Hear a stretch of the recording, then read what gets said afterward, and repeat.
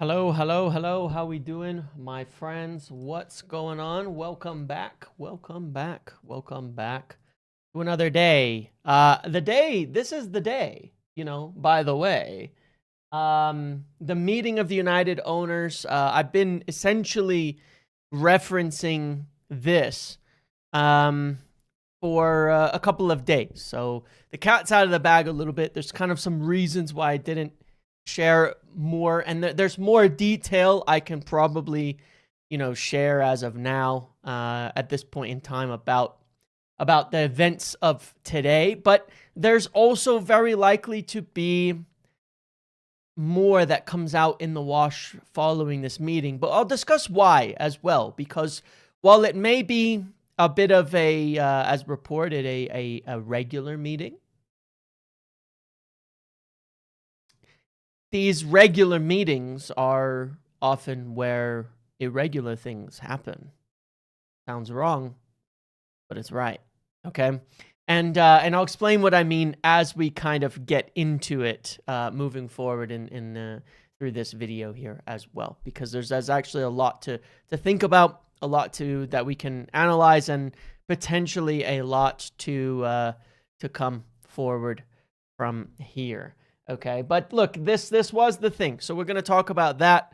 Like I said, the fact that it was a regular meeting in essence is why I said I just don't know if there's like exactly what's going to come from it yet, because in essence there was it's a sort of an ordinary meeting, but time will tell. We'll get to that in a minute. We'll talk about that in detail as well. We'll talk a little bit more about the future. We'll talk about, transfers, and we'll talk about so many different things today. It's likely to be a lively one. But first and foremost, I posted a video this morning that was kind of briefly 12-minute video laying out this top 5 thing, this Champions League thing. And I wanted to get people's thoughts on this, genuinely. Like, I've been thinking about it more and more, and getting more and more, obviously, information as to why they felt this way. And I think I explained it pretty well in this morning's video. And if you haven't watched it, I think give it a try. It's pretty brief. But I've been thinking for a second, why are so many people of the belief that this top 5 thing's crazy now? I'm trying to figure that out, right? Because I've spent a good chunk of this season saying we're actually pretty good. So I can't be a hypocrite. The more I think about it, the more I think it makes sense. If you think that Carrington can come in and continue Amarim's work without a huge upheaval, you think that potentially the results could go in our favor in the second half of the season. That even regression to the mean, where the results normalize a little bit and catch up to where we should be, we could end up in the top 5, especially given the chaos around the league. But then I go, well, wait a second. We were basically in Champions League positions when Ubrin Amarim got sacked, and so many people think he's the worst manager we've ever had, and talk about win rate and all that. So clearly, Michael Carrick should get a 50% win rate, right? And we'll be in Champions League easily. So I guess my question is, if Amarim was holding us back so much, shouldn't more people be of the belief now that we have a Champions League team, right? Shouldn't more people believe that? I think there's good reasons why it's going to be difficult, like we've talked about in the past, especially to me. I think this midfield and the reasons we're conceding goals, even when we perform well, is going to be so hard for anyone to solve without additions to the team. I think that's the biggest problem. I was pushing even and saying I think we need one player to get Amarim into top 5. Amarim's gone. I still think we need that one player to push those margins in our direction. I don't think we'll get them. But I'm serious. I really, really want to know, if Ruben Amarim was doing as well, worse than expected, but we were still level with Champions League, then those who thought he was the worst coach in our history should immediately believe that we would get Champions League, because we need to just do slightly better than Ruben Amarim. So that's the part I don't understand, is why would we not do better? I think there's plenty of people who believe, like I believed, that, there was actually some decent progress, and and that we may not do better, and that this might be how good we are. But there was a lot of people who believed it was all down to Ruben. I want to hear from anybody like that. If you believed that, then right now you should be of the belief that we'll get Champions League. That's I think where people should be at. That a simple structural change that Mike Carrick will implement is enough to give us slightly better performances and get us into Champions League. I do want to hear from people on that. I want to know about that as well. Because I think we were close. And I do think it starts to make logical sense, the whole plan. I think what's become really clear, and Andy Mitten put out a piece today that sounded a lot like some of the things I said yesterday, by the way. I don't know if anybody's read the piece from Andy Mitten there, but I know there was questions over some of the things I said yesterday, but Andy Mitten's piece today pretty well aligned with everything that I said yesterday. And I think that that's, I have a bit more hope than I did before, because if the club believed, as I believed, that the performances were actually pretty good, and that's not why Ruben Amorim was gone, then I think we could turn it around in the second half and we might get there. But I still think we need a midfielder, and that we'll regret that, not getting that in January, but you never know. I wanted to poll it. Let's just do it, and then I'll put a new poll up, because I'm just to wrap this part of the discussion up. Will United get top 5? Yes. Top 6. Top 8. Lower. How are you guys feeling today? Will we get top 5? In the league, I want to know.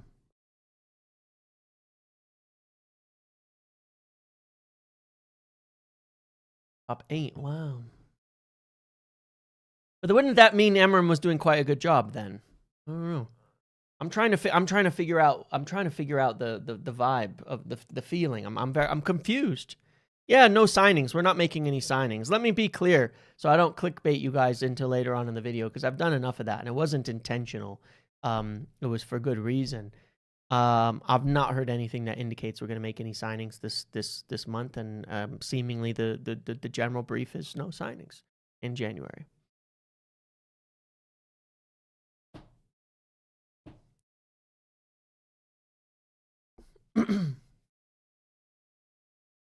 No matter who manager is, I never saw us getting Champions League without January 1st. Yeah, I thought we'd end up around 6 without signing anybody.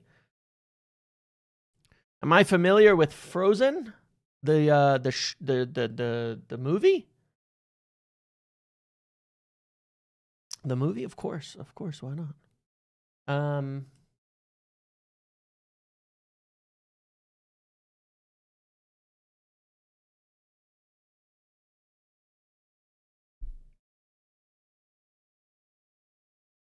Of course. All right, so there's the vote. So right now you've got 41% believe top 8, 26% believe top 6, 19% believe we can get it, and 14% lower. So that means that 67, don't do it, 71, 81% of people believe that Amorim was doing a good job.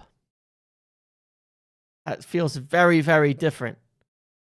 That feels very different to the vibes we've been getting the last few weeks. And I think it always goes like this. People maybe turn around and go, maybe it wasn't so bad, It just feels very different.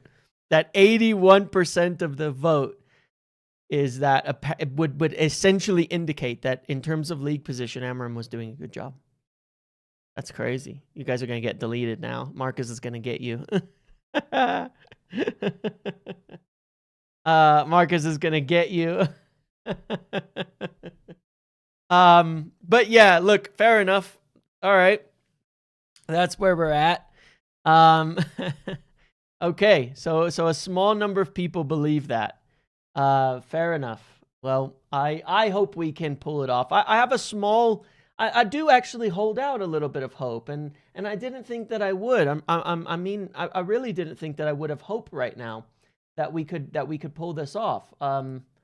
I didn't think that I would have hoped that we could pull this off until now.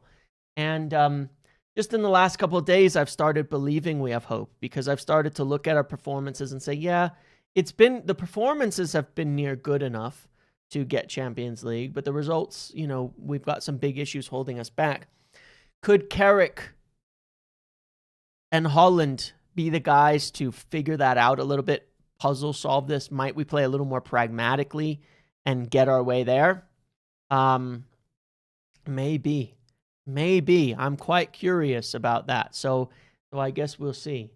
If what you said yesterday was true, what was Amram being pressured on? Because his comments from the last press conference and all reporting after indicated that Amram was being undermined. Look, I don't want to go on about it forever. There's always going to be multiple sides to the story. I think I shared a lot of stuff that you might see from an Amram perspective in the week that followed his sacking.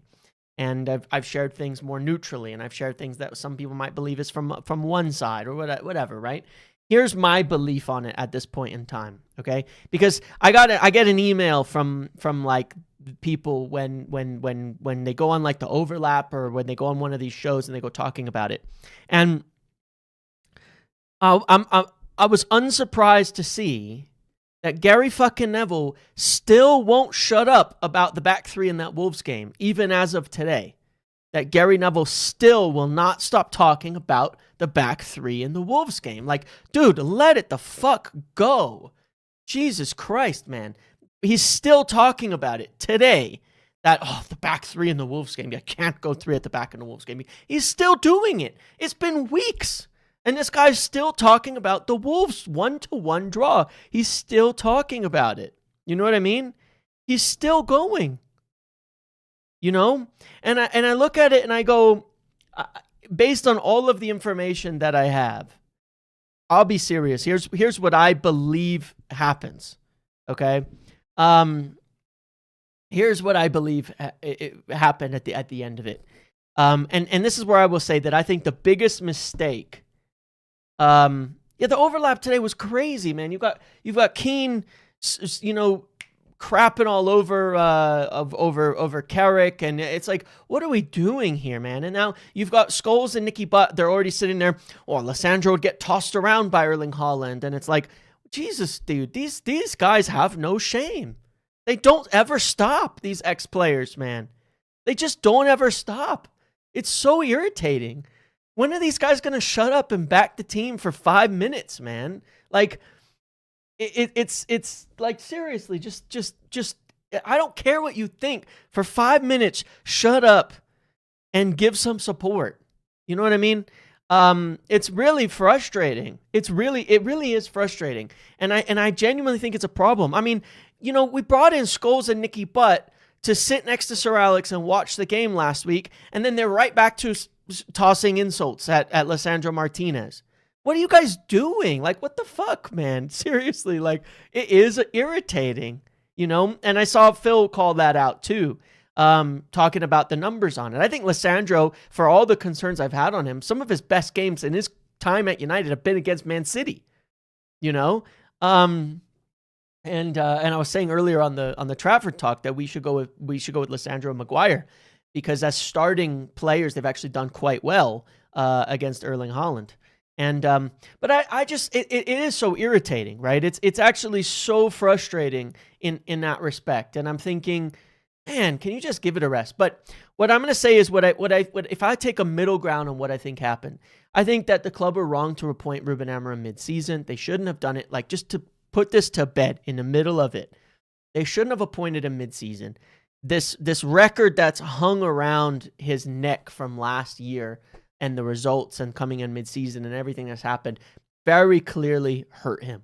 And I know for certain he personally took losing really, really, really hard. I mean, we've got evidence of that, right? But he took it really bad, losing games. Forget the external pressure.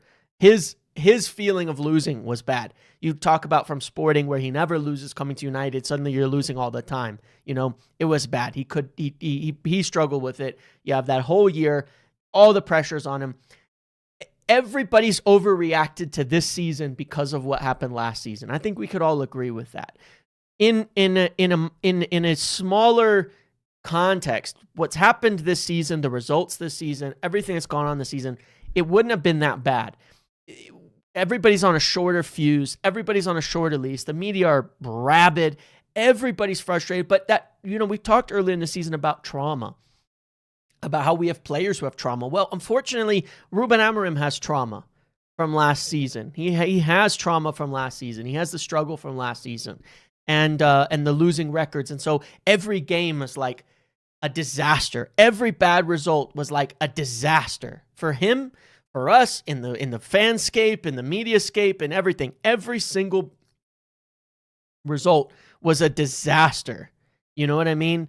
And it's like, and you look at it and you go, that was probably the biggest mistake that the club made, was the timing. Just, it was set up for failure because this trauma exists. It's such a high pressure situation that you can't, somebody going through all of that, coming out the other side, is going to be damaged goods. You know what I mean? They're going to be damaged goods. And then you look at that and go, all right, so then every match this season was worse and worse and worse, and it's all that. And I think what happened at the Wolves game is this, like, would there be conversations about the team? Would there be conversations about formation? Would be this and that? Yeah. Would Amorim have lost his job if he didn't switch to a 4? Absolutely not. Absolutely, categorically not the case, right? He would not have lost his job if he didn't change to a 4 or something. He always had control over that kind of stuff. But I think what happened was this, is that he got broken by the losses, by the difficulty, by the stress of it, was having a hard time with it, frankly. And I think that Wolves game in particular, why it became sort of a breaking point, and this is why I mentioned Gary Neville, is that guy won't stop talking about it. So you've got Amorim. He's frustrated. He's upset. He's losing games. He's feeling defeated. He's feeling like, I don't know what to do anymore. Like, this sucks. I'm losing players. I don't see what's going to happen. Every game is a disaster and all of that. And then you've got Gary Neville, who he knows has a relationship with Sir Jim and he knows is involved, just won't shut the hell up about the Wolves game, about why'd you switch to a back 3? Why'd you switch to a back 3? Weeks later, he's still going on about it. And I think in his sensitive state, he took it like if Wilcox is bringing it up and like connected them together. You know what I mean? Because he clearly did connect them together and made it like, well, Wilcox is saying it because Gary Neville was saying it. And that was clearly his assumption. And at that point in time, with all the pressure, with everything that's gone on, it seems like he made that connection and then it was over. And then he was done. He was done at that point. Didn't want to do it anymore. Like it's been reported. That was the end of it. And it was just like, not even what I want to know. You know what I mean? I don't even want to be a part of this. And then that was it. So that's why I mentioned Gary Neville and things like that, because it's just a mess. You know what I mean? It's just a mess. And I really wish these guys would let it go to a degree. But I think that there's a middle ground to be found here, where I think that we set him up for failure this season by hanging him with the noose that came from last year, starting at the absolute bottom. The positives, again, are that there were good things this season. There were good signs. There were good underlying stats. There were, and the feeling might be, all right, well, with a pair of fresh eyes, fresh start, fresh everything, maybe without that trauma in the coach and all of these kinds of things, we'll get a little bit of a more consistent, logical decision-making process from Michael Carrick, who does manage very similarly to Ruben Amorim. It'll be easy for the players to adapt to it, and they'll go forward. I wish we would do more to protect a manager in the future, my view. I think that we're making the right call now to not appoint a manager mid-season, because the rest of the season goes bad. They're going to be blamed for it, even when they shouldn't. They're going to be blamed for it. And I think that it's still a mistake not to reinforce the team anyways. Okay. So we'll leave it at that, because I don't want to rehash it too much into the past. But yeah, I just think it was a crescendo. It built, and then it just reached an inflection point, and that was it. And we can't make that mistake in the future. And maybe we'll do better to prevent that in the future as well. Let's talk about this meeting, my guys. Let's talk about this. Let's talk about this meeting today. All right. On Tuesday, I laid the first groundwork for the hints of this meeting because I heard who was coming into town, that it was going to be a big one, that it was unusual, that it was in Manchester.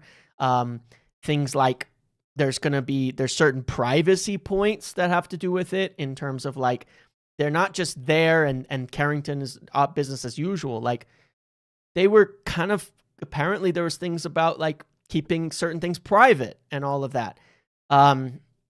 There's also a lot of people, I can say. It wasn't just Sir Jim and it wasn't just the Glazers. It was like everybody from Ineos, like the whole team. You know, the whole squad was in town, okay, in terms of the ownership and the boards and all of these things. And look, a lot of them attend the meetings that are often in Nice, not necessarily all of them, but a lot of them do sometimes.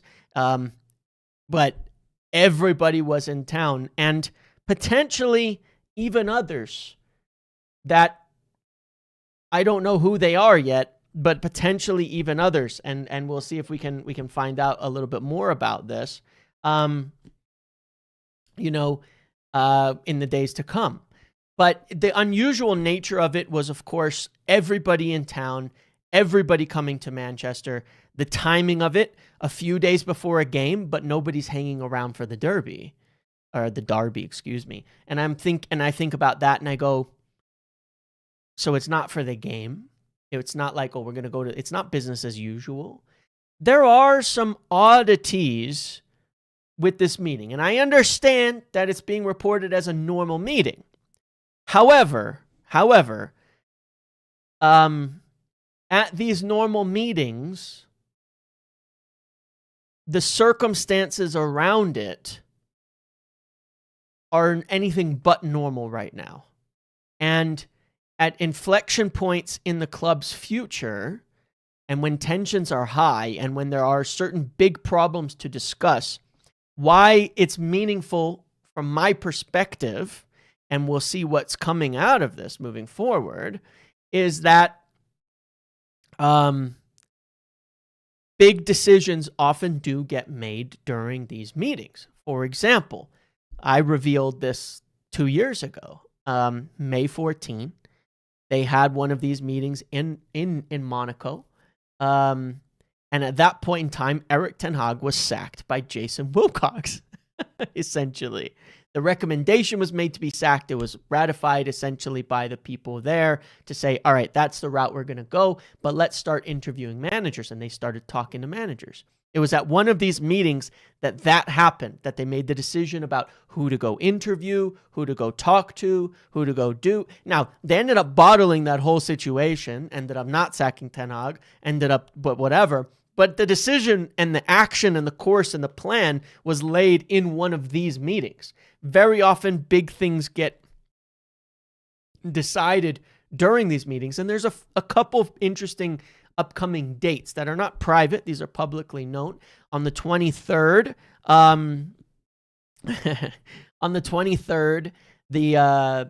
the council or whatever it is officially in effect. That would potentially allow United to purchase the railway yard. Doesn't mean it's going to happen right away, but there's things happening on that front. And so we're coming up to dates that might be important where they're really going to have to start figuring out funding if they want to start this stadium project. And there's definitely been some rumor that this was one of the major things to be discussed, is started figuring out what is going to go on with that and what could happen. Potentially other partners and investors. I've mentioned that quite a few times in the past, that is a subject of discussion. That'll be one of the things that was certainly on the agenda to discuss, I believe. There is also certain things ending in the purchase agreement. I believe it's in February, in a short time, where that floor of $33 per share disappears. This either means that the Glazers could sell to somebody else for a lower amount, and drag along Sir Jim, and his investment would then suddenly be at risk, where the money he put in, he's not guaranteed to return it at the same price he put in. Could that be an incentive for him to need to acquire more of it during this time when the floor is higher? Could it be an incentive on all parties to agree a deal at the higher amount? I don't know, but there's a lot of interesting topics that are certainly on the table for discussion. There's different clauses. Some of them end next year. Some of them end this year. Some of them have already ended. There's interesting dates on all those kinds of fronts that come forward. There's quite a few topics here. There's topics certainly as well in this meeting that would have involved Jason Wilcox and Omar Barada, and ones that are probably more above and over them, but certainly they were involved today in said meetings, and potentially more discussions were held with them in terms of what is to happen next. But it's likely that decisions will be made now in terms of the football club itself. What do we do? We've got Carrick. We've got him to the rest of the season. That's given us the time. We've got our aims for the season. Are we laying down targets for Jason Wilcox and saying, listen, man, this is you need to pull this off. The next few months could be very, very big for Wilcox, should he make it that far. In terms of, what is his job now? What are his targets? What do they need to see from him? After this didn't work out, what is it going to be for him? So those types of things will certainly have been discussed as well. So there's a lot that could follow this meeting, whether it's in stories or whether I receive more. We'll see. As it only ended a few hours ago. It was a long one too. They were there for the majority of the day. Understand that even sections of Carrington were blocked off for people. As we know, the Glazers hadn't seen it before. Could it be that there was other individuals being shown, hidden from view, that could be potential partners or investors or sponsors or representatives from people who might want to sponsor? We have a training ground that needs sponsoring. We have a shirt sleeve sponsor up for it. There are things like that may have been discussed today and may have been a part of this meeting. I'm only partially speculating. There's potential that was happening. So yeah, it could be interesting, and I do expect there will be things to come from this. Yeah, the meeting is over now. Avram has not returned to the U.S. as far as I'm aware, but he may be going somewhere else.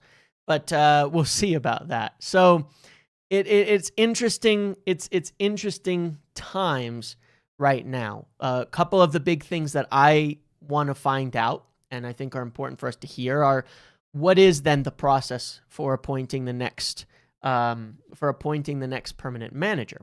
That's, to me, a hugely interesting topic that needed to be decided today. What are the qualifications we're looking for? Who are we going to consider? Do we have names that we are seriously going to mention? Because it's going to need to be run through the whole board, as well as even the Glazers and all of that, to discuss who's going to be involved in those types. And, who are we going to be looking at? Are we going to be certain that we need, are we certain that we need, are we going to be trying to make the appointment before summer?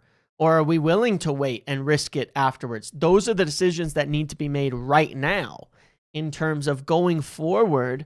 What we do, that can't wait till April to say, well, I guess we'll wait till after summer for Thomas Tuchel. You need to know right now. Right now, you've got to know. Right now, you've got to figure it out. Right now, you need to set those things up. And I believe that is something that will be, that will probably have been discussed today. Well, I'm pretty sure it's something that was discussed today. Like I said, the targets for Jason Wilcox, what's his role going to be in all of that? Specifically, I think is going to be, and has been discussed today, and where he stands. And like, in essence as well, like, what would be the qualifications that determine whether he has had a successful season, and has been doing his job correctly? What do they need from him moving forward? I would add to that as well. Then there's things like of course, the sponsors, the investors, and the finances. There's a couple of, there's definitely been talk about the stadium and about reaching a point of needing to know what's going to happen. It feels to me as well like the financial demands for Champions League are fundamentally tied to potential, part of this whole stadium project, and that it's going to be a really necessary aspect to this, that we're in there. It may be a requirement from sponsors. It may be that there's sponsors and investors and people looking at it and saying, well, yeah, we'd like to put money into this, but we want to see this club is actually competitive. And that when we start this long process, that, we're not going to be floundering in the meantime, and that we're going to get, at the end of it, you're going to have a team worthy of the new stadium, things like that. So maybe that there were other people involved that were seeing it. Maybe it wasn't just the Glazers being shown around, the new facilities and everything. So it is interesting times. I think it is really, really interesting times at United now. And I think that we will discover some things following all of this as well. So it's just something to we're going to have to keep an eye on and say what comes from this. And obviously I'll do my best to keep up on that. But I do think that there will have been some significant decisions made. If we had no European football, would it be a disaster? I think so. Yep, I think so. I think so as well. And I think what's really important on this is that, aside from the Glazers wanting to be there and see the facilities, if that was the only reason, I sort of feel like it's a good line, but maybe there's others that wanted to see the facility too. But I also think that Omar and Jason being usually a part of these meetings, or they wanting to make sure it's in a location where they can meet with them and see them. But from my understanding, this was like 6 to 8 hours there, 6 to 8 hours, which is I think potentially significant. As well. I think it is potentially significant. So it's done. It's done. It's over. They've all left already now. Everybody's gone. So the meeting is over. The Ineos guys have headed out. The Glazers have headed out. And yeah. So it's all over there. Oh, I said 6 to 8 hours. 6 to 8 hours. So there was also potentially, obviously, the small matter of this thing about this game in Saudi. We've got this section of the season where we have like 40 days, and there's only like 3 games. That would seem like a good time to raise a little bit of funds and get over to Saudi and things like that. But potentially, it's more than that. For example, you have like when we bought Sheshko, we talked about potentially agreeing friendlies with Red Bull and things like that, and I'd be curious to know if there was additional discussions here about the friendly, but perhaps there's things paid, or tied to sponsors and investors on that side of it as well. So yeah, it's rather interesting. When do you think we'll know the fallout of said meeting? It depends. It depends how much fallout there is. It depends how many big decisions got made. If it was just like business as usual and basic processes, and they decided not to and no big decisions were taken, then maybe never. But if there was more, then I do think we'll hear about things fairly soon. And I'm on the case, and some other people that I speak with are definitely on the case to see, and obviously there's plenty of others in the journalist world with connections and sources and things like that will be likely to have something on this. But hey, it gives us something to think about, and to see what comes of the next few days. It certainly does. But I've got my ears and eyes wide open on what might happen here now. So yeah. Well,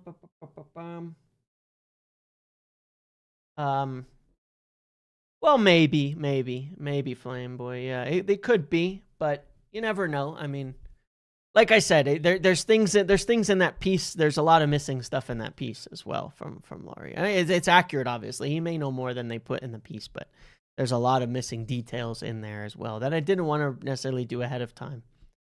How many more United staff will lose their jobs? I don't think anybody. That's the nice part about having something like Carrington, is that it shouldn't be that expensive to hold a meeting in that space that's already there. But yeah, one of the things that has been made clear in the last few days as well is that it's still unlikely that United are to make any signings in January. I think our priorities for summer may have shifted a little bit here, obviously. Certainly at least 2 midfielders being on the cards, and then maybe that center back moves into a fullback moves into a winger type of thing in terms of our priorities. So we'll have to revisit our lists and see where we might end up following all of these kinds of changes. You know what I mean?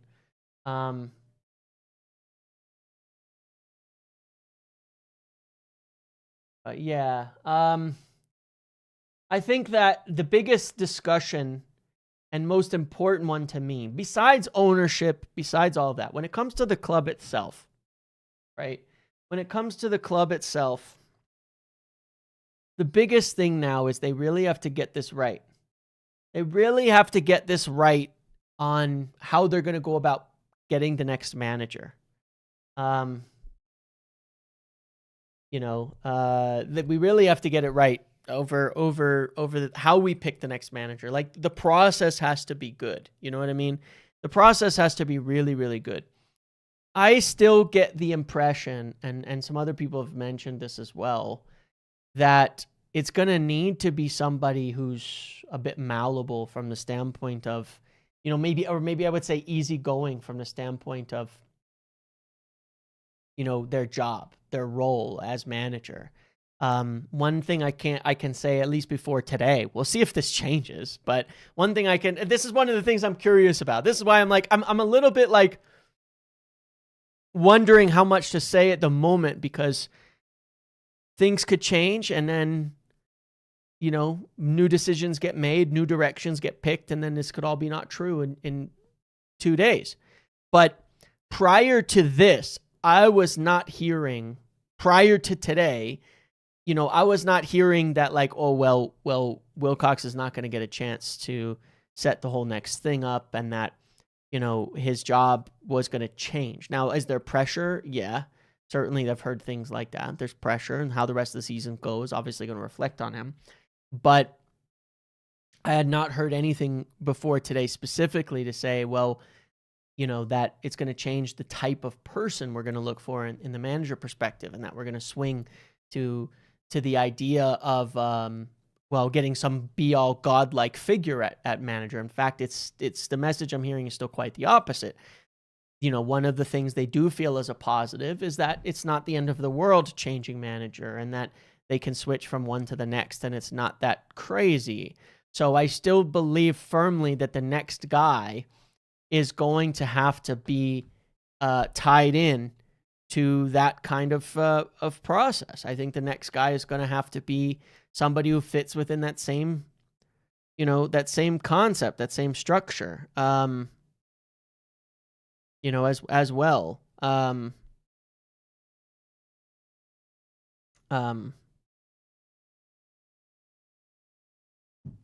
So yeah, so I think that it's gonna take that, and I still think about McKenna, because he would, but at the same time, I'm also looking at, with everything that we've heard and everything we've seen, one of the things that I would have hoped they've learned at the same time is that you need somebody that has experience because the pressure is huge.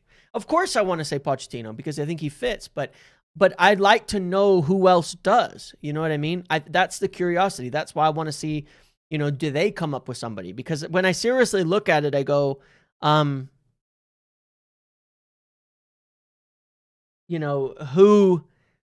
who has Prem experience, can handle the pressure, has dealt with the pressure of big clubs, and is acceptable of of that sort of head coaching role. Who else? Who fits those? Like, give me names. You know what I mean? Give me names that fit that. Give me names that fit that. De Zerbi might be one. The problem we all have with De Zerbi, we all know what the problem here is with De Zerbi, right? Like, we all know. We all know what the problem here is with De Zerbi. Like, do we have to say it out loud? Are we going to brush it under the rug? The problem with De Zerbi is he's morally bankrupt. As far as anybody can tell, he's a strange guy. He's just, I don't know, man. I think you'd have people who would take serious issue with De Zerbi coming back. Like, I coming to United. Like, I think a lot of people would take a serious issue with it. It's strange. I don't know, man. I would feel uncomfortable. Like, I don't know. I would feel uncomfortable with it personally, and for reasons, and it's sort of like, well, we don't necessarily have to think these things matter, but at the same time, I look at it and I'm like, but they kind of do with United. That's the issue. We can say it doesn't matter. We can say it doesn't matter, but at United, we tend to have different standards, right? We've talked about this a lot. There are different standards to be United manager. There's different expectations. You know what I mean?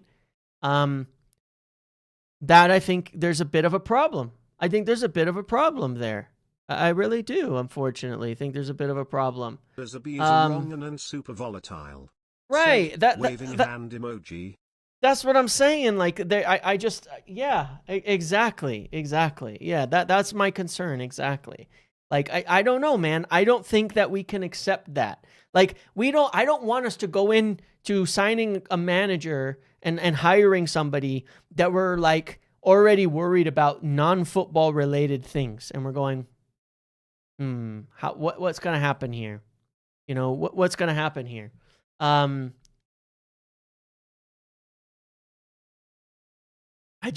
feel weird about that. That's all I'm saying. I feel weird about that. Nagelsmann doesn't have Premier League experience. So, but I'm serious because I ask this question a lot, and I go like, you don't get a lot of answers, and I'm open. I'm open to the suggestion, and you just hear the same names over and over: Thomas Tuchel, Pochettino, Ancelotti, De Zerbi. It's the same names over and over and over again.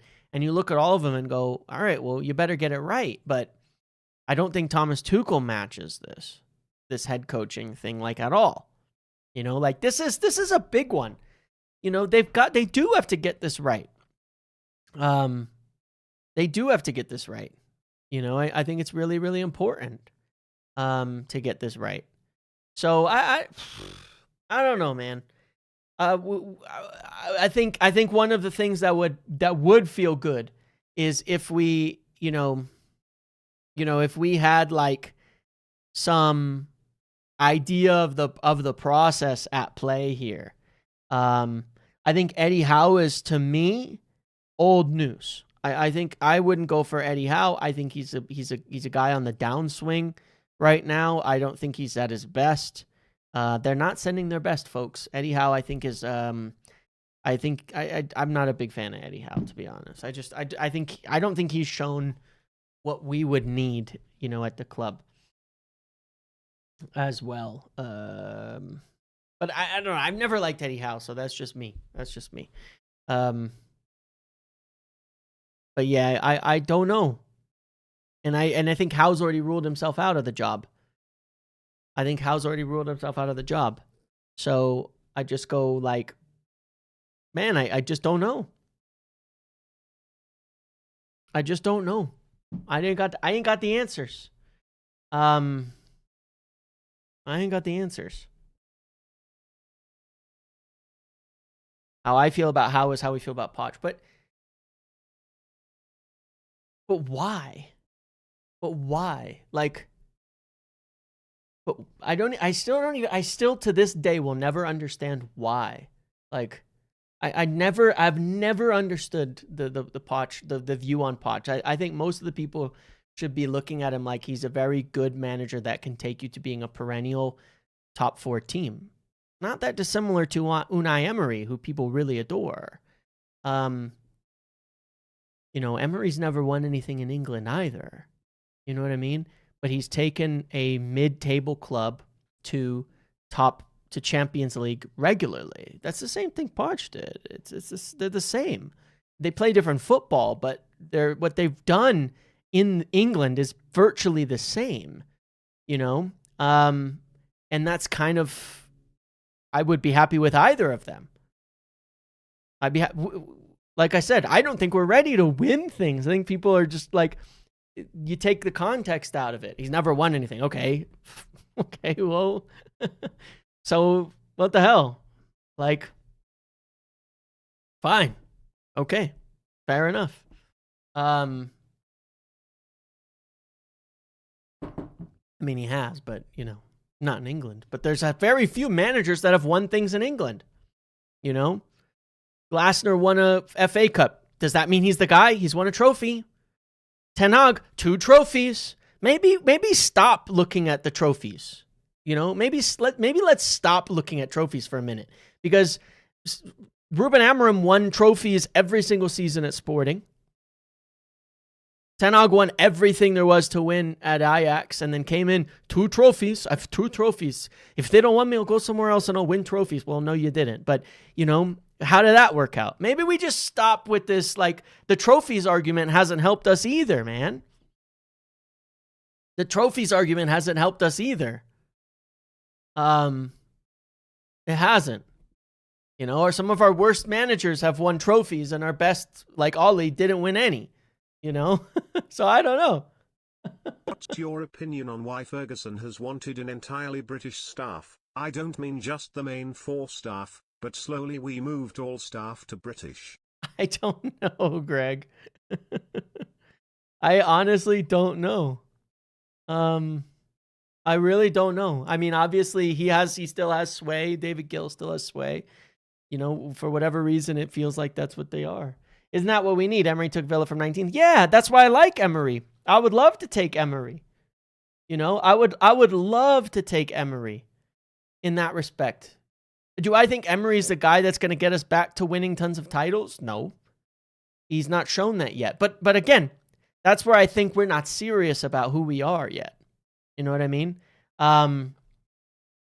We're not serious about who we are yet. I think that a guy like Emery and Poch, I see very similar. They've taken bad teams and made them regularly good in the Premier League. And I feel like we've missed out on that. We've jumped away from that. We keep trying to get somebody who's going to win it and be the hero. Well, maybe we don't. That's why I'm kind of curious about Michael Carrick and what's going to happen here. That's why I'm quite curious about even McKenna on that front. Like, what if we but gut feeling is they'll go for Nagelsmann. Not Prem experience. It's a big message. Prem experience thing. It's a big message, this Prem experience thing. It's a big message, this Premier League experience thing. That's a strong message coming out of the club, is this thing about Premier League experience. It's an interesting one. Roberto Martinez won an FA Cup. Sign him up. Yeah. Yeah, that's true. That's true. Oops, the wrong button. But no, look, I'm gonna debate this till the cows come home, because until we hear anything different, until we find out, we're never gonna get the answers to this. We're never gonna get the answers to this. But like, all I want to say is that, like, when I look at it, Ferguson's grandson's goldfish will be the next coach. Fair enough. Fair enough. All I want to say is that, if I take Spurs, for example, this is the Poch years. They've never recovered. They've never recovered from losing him. Look at them now. In the post Pochettino years, he was like their Sir Alex, how good he was for them. Hold on one second, guys. I'm getting a call.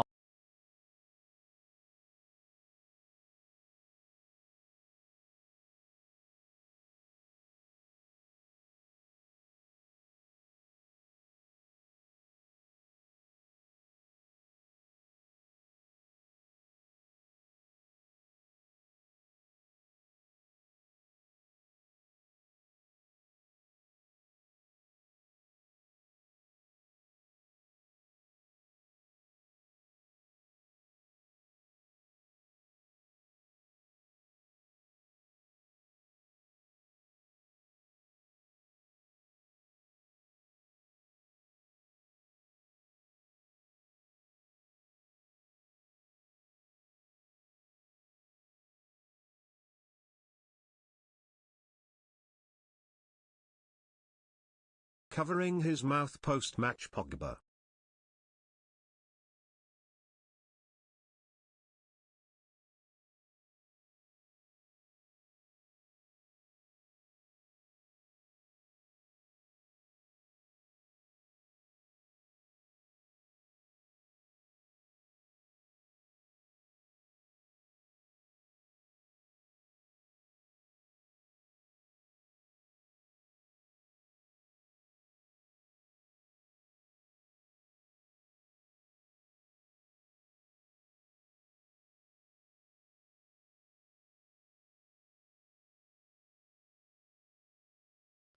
All right, sorry. All good, all good. Yeah. No, look, like I said, it's all opinions, but like, I'm just curious. I'm just a curious guy, man. I'm just a curious guy. And frankly, I don't think any of us know. Obviously, none of us are qualified to know what we really need. What we really need what we really need is professionals to make a good decision that we can get behind. You know what I'm saying? And to just get it right at the end of the day. We just need them to make a good decision and get it right. Like, obviously that they're supposed to be more qualified than we are. But yeah, that's the truth of it. But it's just, in the meantime, it's obviously just fun for all of us to discuss these kinds of things and share our different opinions. But I am of the opinion that we need somebody who just brings a consistent, good level of football. Finish the squad. See what their ceiling is. If it's not good enough, if they can't win things, then just change it, man. And then it won't be a big deal. But I think that when we keep trying to shoot for the moon, it results in like a catastrophe, like over and over and over. Over and over and over, it results in catastrophe. And that's part of what makes it so complicated for us to build a team, is because we're always like, oh, well, we lump these crazy expectations that don't allow us time to fix everything that we need to fix. And it's a lot. There's still a lot more to go. There's still a lot more to go. So Carrick will be the first test, but I don't think they can wait till the end with Carrick. I don't think they can wait till the end of the season with Carrick. I think that we need to have this manager thing decided by April. It can't go beyond that. If you're going to set the next guy up for success, it needs to be done by April, because in May we need to be signing players. The World Cup is here. Like, the World Cup starts. When's the World Cup start? World Cup 2020. June 11, right? So the camps are end of May. So we need to be signing players in May. We need to be lining things up. You know? We need to be lining things up in May for transfers, because the post-World Cup market is always really difficult. We need to have some things done before May. Could you imagine Real Madrid appointing a youth coach as a temp coach or a Div 2 manager as manager? We need to drop this stupid United DNA rubbish. I mean, I hear you there, albeit they have Arbeloa in temporarily. But obviously, in the long term, he's not going to be the appointment, and they go from manager to manager, picking big ones. But look, I don't disagree with the sentiment, Gregory, in that I don't think we need like a United guy for the manager, you know, for the next manager. Like, there's so many options it can be right now, but there's so many options it can be right now, but. Yeah, look, it's a strange way that things are going. I mean, what Chelsea have done with Rosenio here was sarcasm. I figured it was sarcasm. You know, what they've done with Mr. Manage. Did you guys see that? Can you believe it? Did you guys see the Rosenio Manage thing? That's real, you know? That is some next level, like, oh my God, I genuinely cannot believe that guy, that is a statement from Chelsea's manager. Manage, we're aging men. Like, what the fuck just happened? If that was our manager, if that was our coach, I'd be going, what? The LinkedIn manager, man, like, it was real. That's the crazy part. Like, that is real. What is this guy doing? Like, I genuinely cannot believe it that was a quote out of somebody's mouth. Like, it's the most nonsensical, like, new agey, weird, like, I don't even understand where that even comes from. Ross Senior, you know, it's just like, what the hell? But if you haven't seen it, you can go check it out. Just go check. There's a video about the Chelsea coach, and he's like breaking down the word,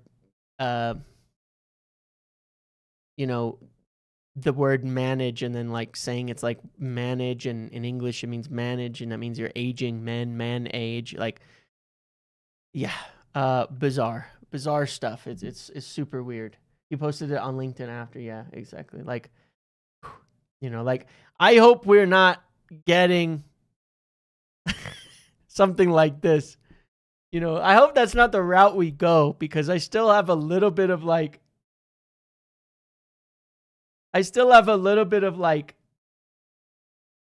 I don't know. I just have a little bit of like, our manager, I'd like to at least like respect him. You know what I mean? I would just like to at least have some respect for him, and like, I'd like to have him be some, you know what? I've said many times that you shouldn't idolize like players and people like that, right? I do think that we need slightly different standards for our manager. I do think the manager is somebody that we should look to as like, as a person, is a good person. I think that they need to be a good person. And I think their personal life matters, that you don't want somebody who's like crazy. You know, I think that does matter. I think they should be a good person. I think they should be someone you can look up to. I think that we still would like to have somebody like that there. So, yeah, whatever. I guess we'll see what happens. I guess we'll see what happens in the next little bit on this. But yeah, no, look, I'm very, very curious about what happens with this manager process. But look, the biggest thing is this meeting. Tomorrow we'll do our pre-match for City, stuff like that. But the biggest thing is this meeting, and then I do think that given the circumstances surrounding it, there are likely to be some fallout, and there's some things that I'll be looking to find. The more rumory for now is that certainly there's been some belief before and after that there might be something to do with stadium or sponsors, investor type of thing, like that aspect of the finance, and then as well, I think some serious decisions will be made here with regards to what the next few months look like for Jason Wilcox and the manager appointment and all of that. I think those are big decisions that are in place right now. The picks for the Derby are live already. The link to that is below. You can go get your picks in here. I'm feeling... We'll talk about this more tomorrow, the game and everything. But I'm unfortunately feeling a little bit positive right now. I wish I wasn't. Well, I don't wish I wasn't because it was a miserable time. But I'm a little concerned that I'm feeling positive, that I'm feeling a little bit of optimistic for this Saturday, that I've already gotten myself sucked back into hoping that when I wake up at 5 a.m. on Saturday, I'm going to be expecting something decent. I'm a little worried about that. I'm not going to lie. I'm a little worried that I'm there. Carrick, it's hard to believe it's not Scholes, Felon, Giggs, Butt, McLaren, Evans, RVP, Rude, Jones. There you go. There you go. But yeah, look, I've got hope. Got hope. I've got some hope.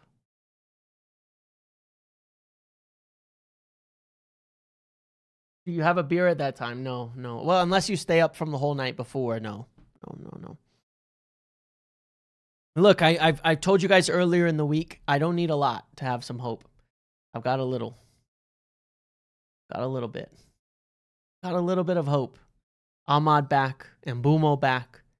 These are guys I think can do something. City are missing defenders. I think City are gettable. I think they're gettable too. And we need this, guys. Like, lest we not forget, we're out of the cups. We can't play one game a week next season. Okay? We can't. We just can't. We must play. We must be back in Europe.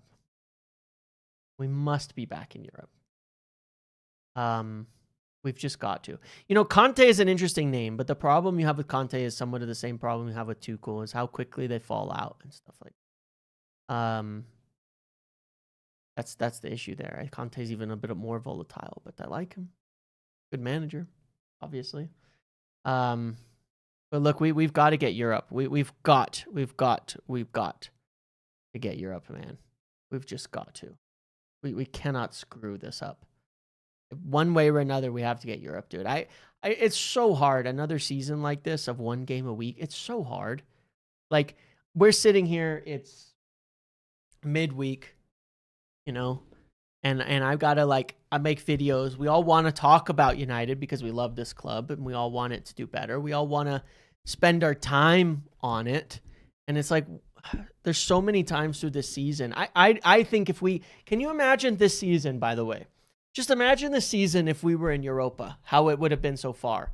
If in the midweeks of what has happened, oh, it's a bad result. We're smashing like we were last season, some mid-team from Spain.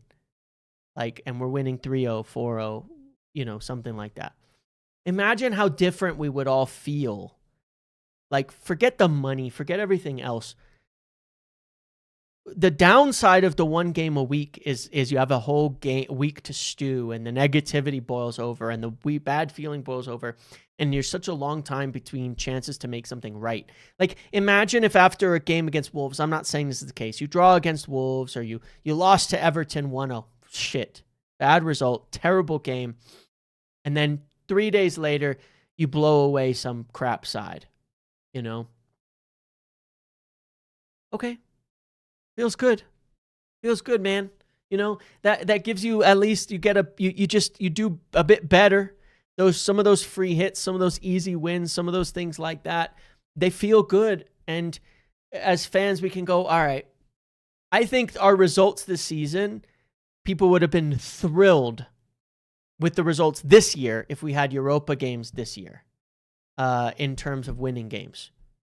Like, if we were winning in group games or the league table in the Europa during the first half of the season with our current record, I think people would have been really happy with the season. But it wasn't to be, obviously. But I will feel the same about that next year. You know what I mean?